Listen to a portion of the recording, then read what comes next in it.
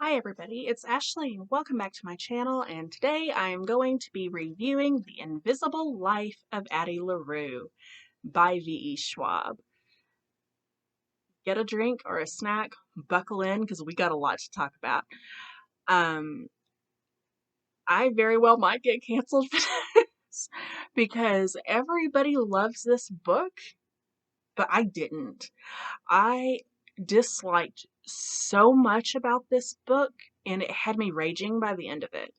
I'll be honest, I don't understand what the hype is. I don't get it. I really, really don't. I mean, it's an interesting premise. This is the story of a woman named Addie Larue who in 1714 makes a deal with the devil for more time. She is being forced into this arranged marriage that she doesn't really want because she is about to be a spinster at 23. I get it was the time period. Okay, that stuff happened. I understand, but it's still like, ugh, that always blows my mind. That's all a woman was worth back then. It's just, oh, it disgusts me. I'm glad I didn't live in that time frame. But she's being forced into this marriage, and she doesn't want it. She wants to find love on her own. She wants to live life the way that she wants to live it and to do the things she wants to do. And if she falls in love, get married then. But she doesn't want to marry this guy just because he's widowed with 3 kids and needs somebody to take care of them. Like, take care of your own kids. God forbid. But she makes this deal for more time. But she is young, she is naive, and the deal ends up being she can have endless time, like she can't die. But the caveat is nobody will remember her. So as soon as somebody walks away from her, they no longer remember her. And about 300 years pass, and finally somebody does remember her. And so that is our setup. I will say that I thought the premise was very interesting. Like, I'll give her an A for creativity because that was very unique.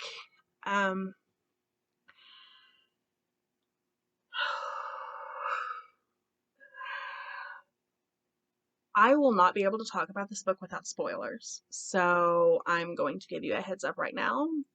This review will be full of spoilers, so if you want to read this and you don't want to be spoiled, you might want to stop now because I'm going to be talking about a lot of stuff. So I'm putting this down, it's too heavy. Okay, the first, 200 pages, excellent. I absolutely loved the setup and the build up, and V.A. Schwab's writing style itself was beautiful. She has very, very pretty pose, so it's like her style is gorgeous. And the plotline itself was great.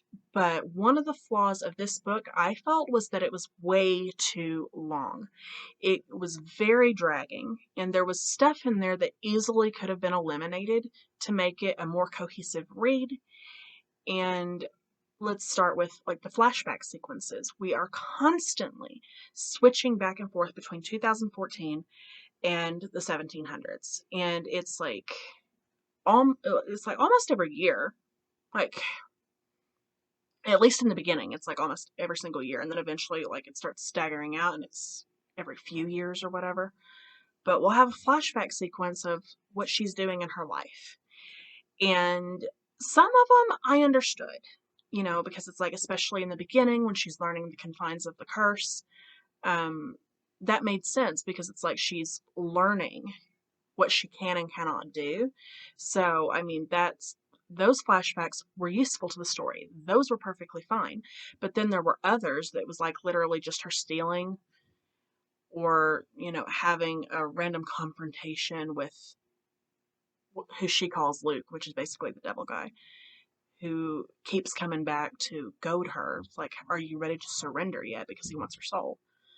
And it's like some of the flashbacks are just literally a conversation with him doing that, and it's very repetitive. It's the same thing over and over again. It's like he always asks her to surrender. And it's like, why couldn't we have just had a paragraph where it was like, oh, he asked every year. Bam, bada boom, it's sealed up in, it's like we save all this time and all these pages. Because we don't need multiple chapters saying the exact same thing. It drove me nuts. Okay. Now, the boy that remembers her, finally, is Henry. And Henry is a very, very sweet character. I actually liked his character a lot. But we started going through this period where we were going into his point of view. And I'm like, this book is The Invisible Life of Addie Larue. This book needs to be from her point of view. And it's like, I didn't mind the occasional chapter from his point of view, like when he was first introduced. His chapters were like spread out, so it didn't bother me as much. But then we got into a section of the book that literally the entire section was his point of view. It was a large section of the book, and it was just Henry. And I was just like, this is too much for a character that's not the protagonist. It was just really was making me insane. I'm like, are we reading about Addie or are we reading about Henry? What are we doing here? So we find out that the reason that Henry remembers Addie is because he also made a deal with Luke. Except his deal is less time. He was given a year in exchange for being loved, because he was super depressed because he felt like nobody loved him. He didn't feel seen, he didn't feel noticed, and he was on the verge of suicide because he was he just felt so unloved. And so his deal was to be loved, but he only got a year. And by the time that he meets Addie, he only has a couple of months left. Okay.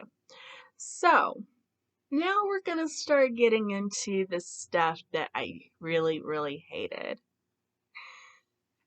It's mostly the ending. Okay.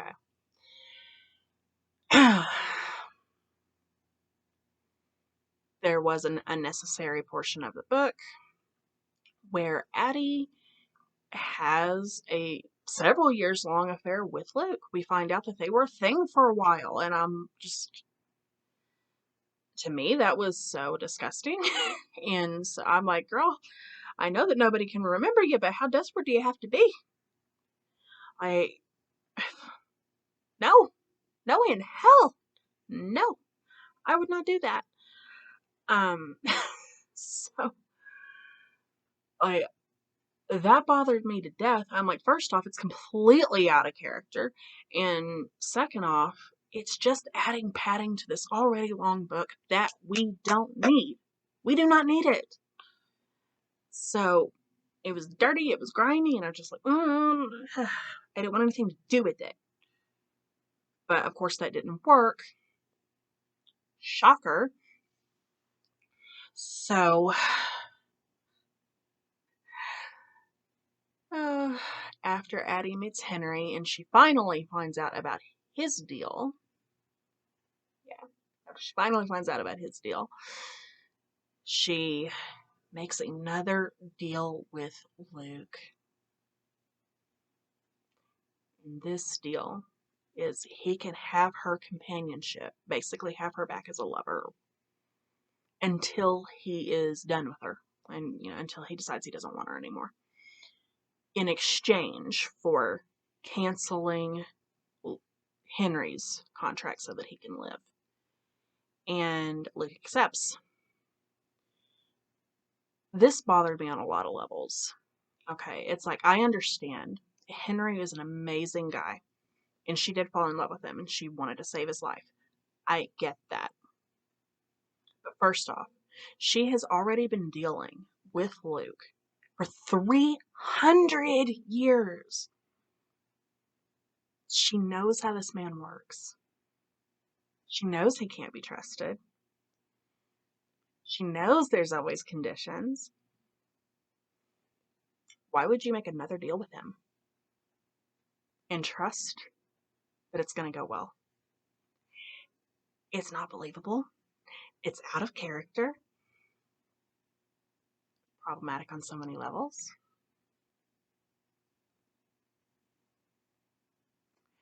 And add insult to injury. The book literally ends with her bragging about her flex of she is going to make him as miserable as he made her, so he'll let her go and she'll be free.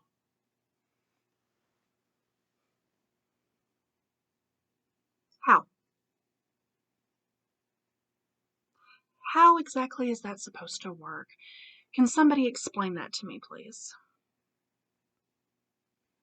Because if she pisses him off to the point that he wants to get rid of her, he can just take her. He can take her soul now because she gave herself back to him. She really thinks she won. I don't understand that ending. It's like she thinks she won. She thinks she beat the devil. And I'm like, no, you gave yourself back to him.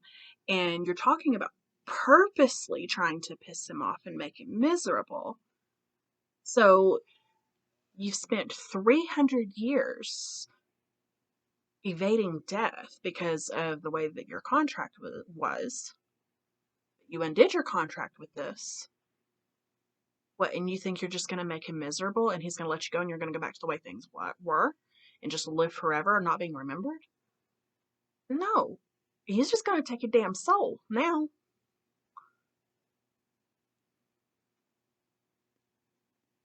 I just... It didn't make any sense to me.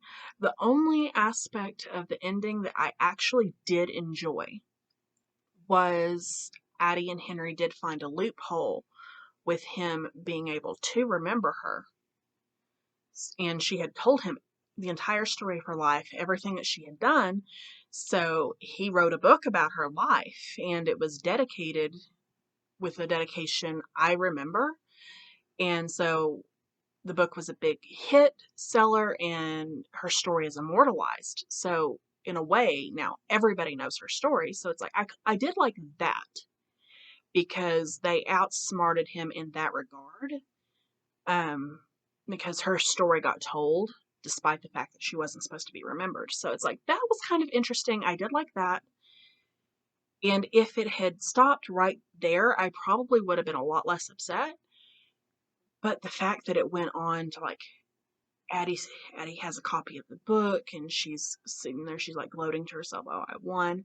I'm going to make him so miserable this, and I'm going to do this. And I learned a long time ago, he taught me that words are important. And I made sure I told him when that as long as he wants me, and I'm going to make him so miserable that he won't want me. So she's sitting there thinking, oh, it's like my story's out there. I'm going to make him miserable. He's going to let me go, and I'm going to go right back to the way things were. It's like that completely invalidated the entire book, I felt like. It was just...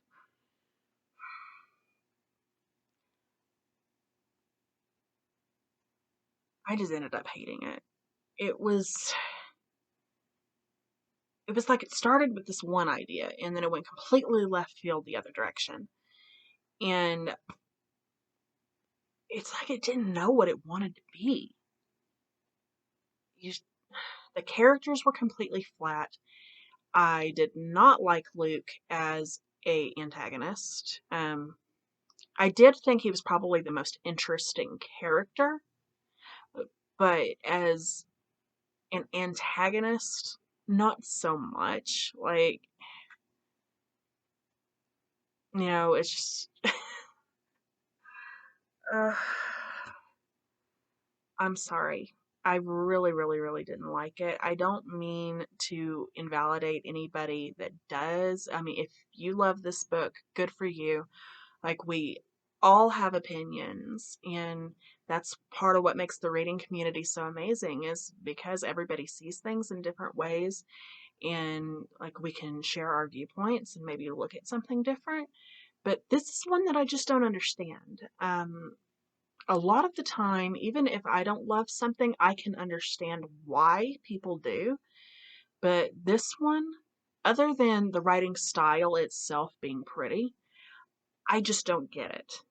Um, and if you do, please tell me specifically why you do like it. I would love to know.